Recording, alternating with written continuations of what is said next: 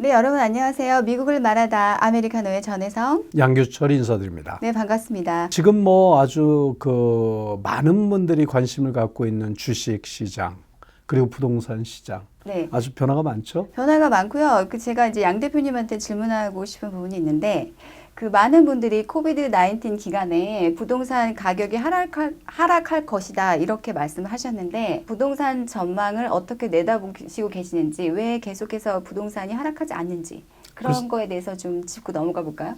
지금 그 부동산 가격은 상당히 오름세를 보이고 있죠. 지금 많은 분들이 부동산이 가격이 폭락할 거다 그런 얘기를 하셨는데, 지난번에 그 서브프라임 모기지 사건 이후에 은행이나 그리고 주택 소유자들은 상당히 많은 경험을 했어요. 그래서 이제 은행에서도 상당히 융자 한돈에 대한 회수에 대해서 상당히 신경을 많이 쓰고, 요즘은 융자도 상당히 까다로운 편이 됐죠. 그렇죠. 그럼 퍼센트로 봐서는 어떻게 변화가 있었나요? 글쎄요, 퍼센테이지라고 딱 얘기하기는 어려운 게 지역마다 특징이 있고, 그리고 가격대마다 다르기 때문에 뭐라고 말씀드리기는 어려운 상황이죠. 그럼 보편적으로 밀리언을 봤을 때 어떻게 예를 들면 모기지 레이트나 그 변동상은 어떻게 있었을까요? 글쎄요, 지금 뭐 이자율은 최저치를 계속 가고 있는데, 지금 제롬 파월 FRB 의장 같은 경우도 당분간 금리 인상은 없을 거라고 공식으로 발표를 했어요. 그런 것들이 주택 가격의 상승을 조금 뒷받침하는 그런 경향이 있고, 그리고 이번에 지금 코로나로 인해서 도심 지역에 굳이 출근하지 않아도 되는 많은 젊은이들이 생겼죠. 그러다 보니까 이제 가격이 좀 싸고 페이먼이 좀 부담이 적은 그런 지역으로의 이주가 많이 늘어서, 캘리포니아 같은 경우에 로스앤젤레스나 한인들이 많이 거주하는 지역 외의 지역, 약 한 30분에서 1시간 거리에 있는 지역들의 집값이 오르고 있고, 그리고 매물도 나오질 않아요. 그리고 지금 완전히 셀러 마켓이기 때문에 바이어들이 50만 불에 나온 집이라도 50만 불을 넣어서는 집을 살 수 없을 정도로 아주 핫해지고 있죠.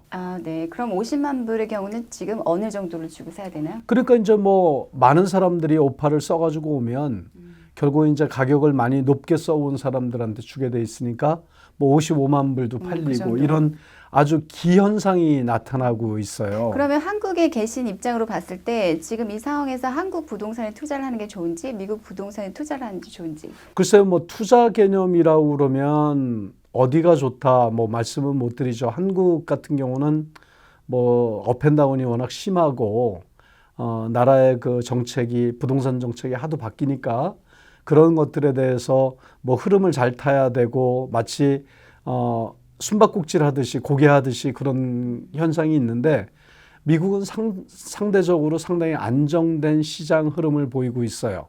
그러니까 좀 수요가 부족하면 가격이 좀 오르되, 또 그런 것들이 뭐 일시적으로 끝나는 게 아니고 꾸준하게 오래 가는 그런 작용을 하죠. 지금 한국의 경우 2개 이상의 집을 소유할 경우 이중 과세를 무는 걸로 알고 있는데 그거에 대해서 어떻게 생각하세요?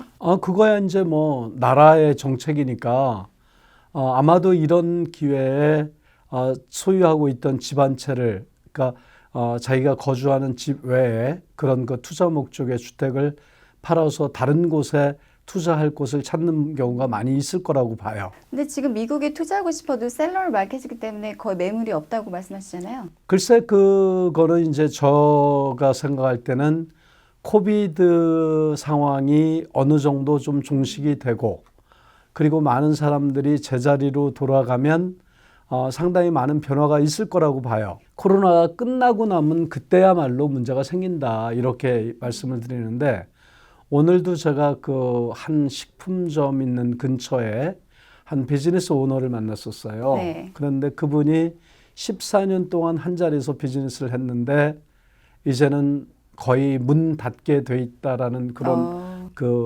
어려움을 얘기하는 걸 들었어요. 그 말씀이 무슨 와. 얘기냐면, 그분이 렌트비도 이미 몇 달이 밀렸고, 그리고 나와 있어야 손님들도 오지 않는다 그런 얘기를 하는 걸 듣고 상당히 좀 안타까운 마음으로 돌아왔는데 어떤 비즈니스를 하시고 글쎄요, 계시죠? 그분은 그 리테일 비즈니스인데 한 자리에서 14년 했는데 나이도 적지 않은 나이였고 이제 이거를 그만두고 나면 다시 뭐를 해야 될지도 고민해야 되는 상황이 됐노라고 얘기를 하더라고요. 네, 그 코비드 기간 동안에 그 뱅크러 파일한 분들이 많이 있는 걸로 알고 있어요. 그러니까 이제 제가 늘 말씀드리는 게 조금 그 시기가 좀 늘어지고 지연된 면은 있는데 앞으로 이제 몇 달 뒤면은 지금 파산하는 숫자가 상당히 많이 늘어날 거로 그쵸. 봐요.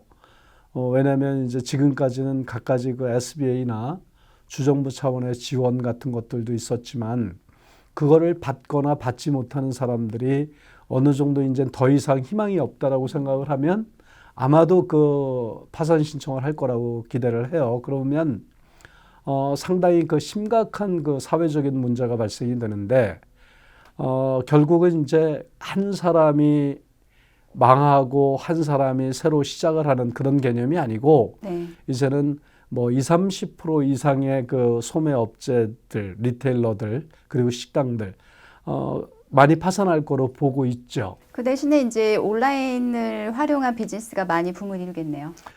이제는 그 세상의 그 뭐랄까요 경제 그 트렌드가 완전히 바뀌고 있어요. 옛날에는 그 매뉴팩처에서 소비자까지 이르는 어떤 그 피라미드 형성이 돼 있었는데 지금은 그 맨 하층에서 맨 상단까지 이르는 중간 계층의 구조가 완전히 무너진다고 봐야죠. 그렇죠. 가격 경쟁이 있으려면 이제 어쩔 수 없는 부분인 것 그러니까 같고. 이제 조금 아까도 말씀을 드렸지만 매뉴팩처가 도매업자한테 물건을 주고 도매업자가 중간 도매업자에게 그리고 소매업자에게 소매업자가 소비자에게 제공되는 그런 그 물건의 그 돌아가는 그 순환 구도가 이제는 매뉴팩처에서 소비자로 이루는 그런 온라인 시대가 개척이 됐다라고 봐야죠. 그렇죠. 그래서 온라인이 활성화된다는 건 뭐 많은 분들이 알고 계실 거고 지금 한국에서 어떤 제품을 수출하는 경우에 적기라고 보세요?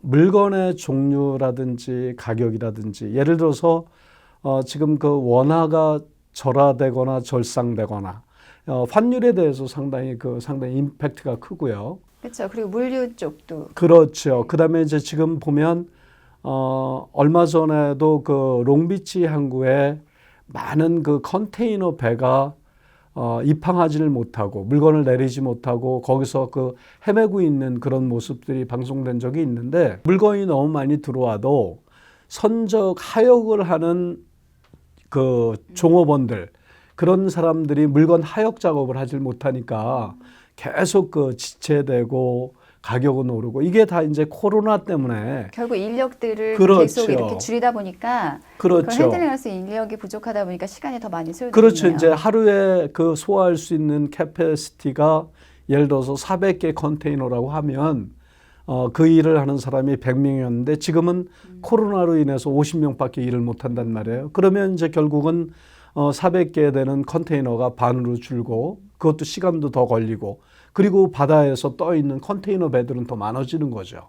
네, 그렇겠네요. 그래서 이제 그런 부분들도 있고, 그럼 지금 우리가 부동산 시장을 얘기를 하다가 이제 잠깐 그 어떤 수출 수입 얘기를 했었는데, 그럼 지금 미국 부동산에 투자하기에는 적합한 시기라고 보시는 건지, 아니면은 뭐 관망하고 좀 지켜봐야 되는 건지 어떤 거를 추천하세요? 그러니까 이제 조금은 기다려야 될 거예요. 왜냐하면 조금 아까 말씀드린 대로 셀러스 마켓이 되다 보니까 바이어들이 어쩔 수 없어서 끌려가는 그런 형편인데 비즈니스는 상당히 그 페어하고 그러니까 공정해야 돼요. 가격이 너무 지나치게 오버프라이스가 매겨져 있거나 너무 과소평가되거나 이런 거는 상당히 바람직하지 않은데 버블이 좀 있다고 말씀하시는 거예요? 그런 지금? 거죠. 그러니까 일시적으로 이런 그 현상이라고 보는 거죠. 그리고 이제 그 부동산 지금 그 상당히 그 센시티브한 문제인데 이런 것들은 코비드가 진정이 되고 그리고 사업들이 제자리를 찾고 많은 그 종업원들이 회사로 돌아갔을 때 그때부터 아마 실질적인 그 평가가 이루어져야 옳은 평가라고 보는 거죠. 네, 잘 알겠습니다. 그러면 일단 주식시장 혹시 그 미국 주식시장에 투자하고 싶은 분들한테 필요한 조언에 대해서 말씀해 주시면 좋을 것 같은데 어떻게 보세요? 주식시장 앞으로 전망이. 주식시장 참 저도 관심이 많은 분야인데요. 지금 그 조 바이든 대통령이 취임하고 나서 상당히 그 나스닥이나 그 미국 주식들이 상당히 좀 답답한 그런 그렇죠. 상황이에요. 특히나 그 지금 이런 주식 시장의 구도는 한국에도 많은 영향을 주죠. 그렇죠. 많은 그 젊은이들이나 많은 사람들이 미국 주식 시장에 투자를 하고 특히나 그 비트코인 그리고 앨런 머스크가 이끄는 테슬라 시장들이 상당히 그 한국 사람들이 관심이 많은 주식 중에 하나였는데 지금 뭐 하염없이 떨어지고 있어요. 그런 일렉트릭 차들이 늘어나게 되면 결국 배터리 시장이 크지 않나요?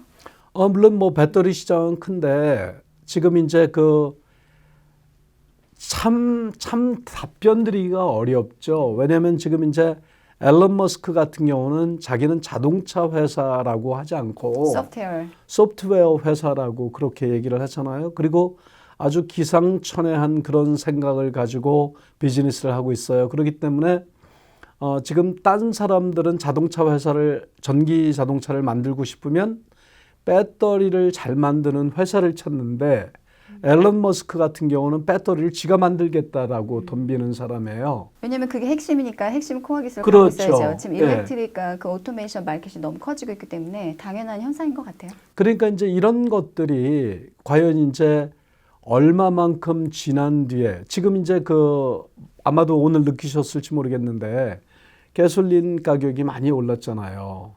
이게 과연 뭐 인플레이션의 맞아요. 저 놀랐어요. 예. 한국만큼. 그러니까 인플레이션의 이런 예. 그 내용인지 아니면은 이런 것들이 어떤 그 경제 그 임팩트가 올지 상당히 신경 쓰이는 부분인데 정말 그 주시해 보셔야 돼요. 항상 그 FRB 같은데 미 연방에서는 인플레이션 우려가 있기는 있지만 별거 아니다라고 그렇게 얘기를 하거든요. 왜냐하면 지금 그 돈을 많이 풀기 때문에 그런 것들로 인한 그 가격 인상은 불가피한 요인으로 발생되는 거죠. 제가 들은 바로는 그 어떤 인플레이션 영향 때문에 그 주식 시장에도 영향을 미치고 있다. 뭐 이런 얘기가 있는데 어떻게 보세요? 아주 단정적으로 인플레이션 역할 때문에 스탁이 그렇게 떨어진다? 글쎄요, 그건 아니라고 봐요. 왜냐하면 오히려 인플레이션이 가속화되면 주식도 올라야 맞는 거죠. 그럼에도 불구하고 지금 지난 약 한 보름 이상, 그러니까 아까도 그 말씀드렸지만 조 바이든 대통령이 취임하고 나서 지금 상당히 그 가격이 떨어지는 그런 추세를 보인단 말이에요. 그러니까 그 한 예로 테슬라 같은 경우에 조 바이든 취임 직전까지 850불 정도를 하다가 상당히 많은 그 금액이 빠졌어요. 결국은 지금 그 코비드로 인해서 수입이 없고 할 일이 없던 사람들이 주식 투자에 많이 올인을 해서 너도 나도 그 주식 열풍이 일었는데 정말 이러다가 실질적으로 어떤 그 옛날에 그 얼마 전에 게임스탑 문제 뭐 이런 문제가 생기지 않을까 걱정이 돼요. 제가 그 우리 그 시청자분들한테 말씀을 드리고 싶은 거는 뭐냐면 절대 지금 같은 시기에는 경고망동하시면 안 됩니다. 그리고 정말 지금은 지켜야 될 때라고 저는 생각을 하기 때문에 상당히 심사숙고하시고 세상이 바뀔 미래, 앞으로 어떻게 변화할지 우리가 상상조차도 못하는 그런 변화가 있을 거예요. 그런 것들에 따라가기 위한 그런 준비를 충분히 하셔야 된다. 저는 그렇게 생각하는 거죠. 그 상상하지 못할 그 변화 중에서 혹시 상상되는 거 있으세요? 글쎄요. 그런 것들을 제가 단도직입적으로 말씀을 드리기는 어렵지만 지금 많은 사람들이 종사하고 있는 비즈니스 업종의 반 이상이 앞으로는 없어질지도 모른다라는 그런 생각이 있는 거죠. 네, 뭐 예를 들면은 그 오프라인 매장이라든지 어떤 이미 소매업을 그런 비롯해서 변화는 그렇죠? 시작이 됐어요. 그 쇼핑몰에 이제는 그 렌트를 주겠다, 렌트를 들어올 사람을 찾겠다라는 그런 리스 사인이 많이 붙기 시작했고 하나 둘 짐을 싸서 나가는 그 업체들이 많이 늘고 있으니까 이거는 뭐 당연한 얘기라고 보는 거죠. 네, 저희가 지금까지 이제 그 어떤 주식시장 얘기랑 이제 부동산 얘기 전반적으로 이렇게 흐름을 알려드렸어요. 그래서 어떤 미국이나 어떤 투자를 하시는 거에 있어서 참고가 됐으면 하고요. 거기 관심 있는 다른 분야가 있으시면 거기 코멘트 달아주시면 되고요. 좋아요랑 구독 버튼 꼭 눌러주시기 바랍니다. 감사합니다. 감사합니다.